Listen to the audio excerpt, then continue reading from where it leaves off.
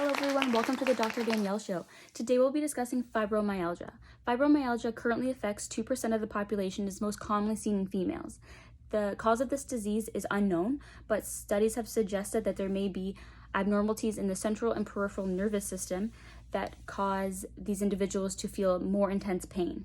Also, there is no clear genetic link for this disorder, but those that have family members with fibromyalgia are more prone to developing it. Other risk factors for developing fibromyalgia include depression, PTSD, infections, illnesses, or injury. Today on the show, we've invited two expert doctors to talk to us about the pathophysiology of fibromyalgia and treatment and additional educational information. Also, I'd like to welcome Nicole, who has been living with fibromyalgia for many years. She's going to share with us her story. Hi, my name is Nicole. I was invited to the show by Danielle. It's a pleasure to be here. I found out I had fibromyalgia when I was 52 years old. It was about a year after I'd lost my husband in a car accident. I began to notice I was feeling very tired, weak, had difficulty sleeping, I was irritable, and had difficulty concentrating. As the weeks went by, I noticed I was getting more headaches, abdominal pain, bloating. I was sensitive to temperature, bright light, and smell.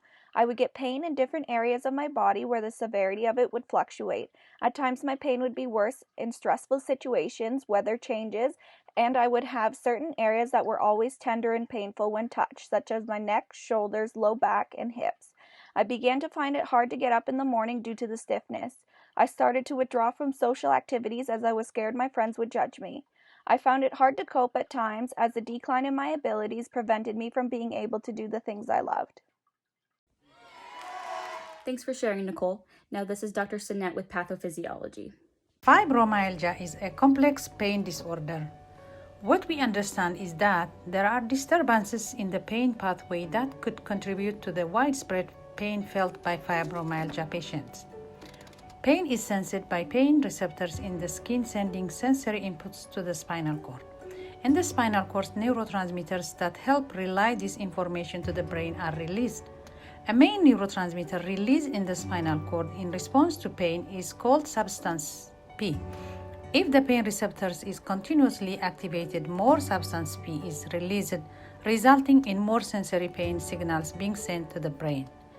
It is believed that people with fibromyalgia have overactivated pain receptors. Studies show that patients with fibromyalgia have a higher level of substance P in their cerebrospinal fluid. Another pathway that regulates pain signal input to the brain is the descending inhibitory pain pathway. In order for this pathway to work properly, it needs adequate levels of serotonin and norepinephrine. Without these neurotransmitters, pain signals will continue to be sent to the brain, as in the fibromyalgia patients. Thank you, Dr. Sinette. And now we have Dr. Lei on the phone, who will discuss treatments.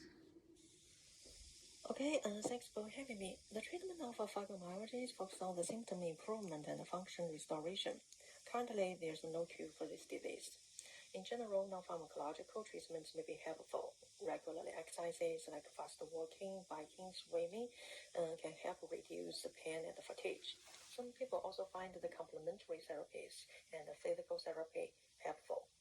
Medication will be used if non-pharmacological approaches don't work well. Antidepressants like amitriptyline and the serotonin epinephrine uptake inhibitor, or SNRS, can help inhibit the pain signal, and anticonvulsants like progabalin and gabapentin, which is no nervous impasse, can help with sleep problems. Of course, medication like anergetic has provided use to decrease the pain. The treatment of fibromyalgia is challengeable. The patient may be sensitive to the medications because of hypersensitivity condition. And only a small number of the patients improved significantly over a 10-year period through non-medication treatment.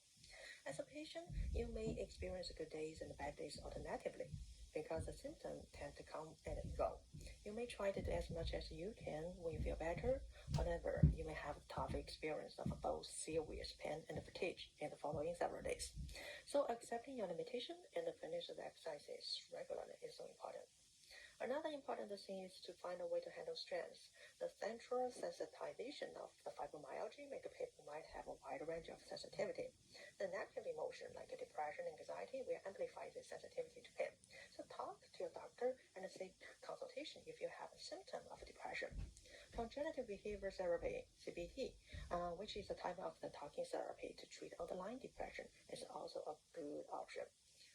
That's what I hope to say. Thank you for listening. Thanks, Dr. Lei.